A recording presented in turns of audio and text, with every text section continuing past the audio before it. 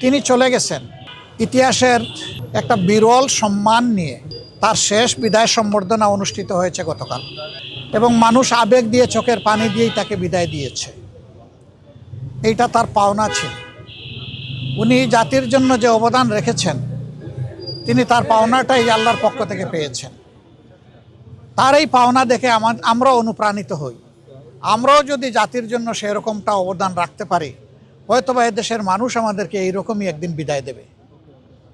এটা সবার কপালে জুটে না। এই সম্মানটা পাওয়া, মানুষের চোখের পানি দিয়ে বিদায় সম্বর্ধনা পাওয়া, এটা বিশাল ব্যাপার। আমরা এই জন্য আল্লাহ রাব্বুল আলামিনের শুকরিয়া আদায় করি যে তিনি তার বান্দির প্রতি রহমশীল হয়েছেন। দেশ এখন একটা গুরুত্বপূর্ণ বাঁকে আছে। আগামী নির্বাচন অনুষ্ঠিত হবে একই দিনে, জাতীয় সংসদ নির্বাচন এবং গণভোট। সংস্কারের জন্য গণভোট, আর সরকার গঠনের জন্য সাধারণ নির্বাচন।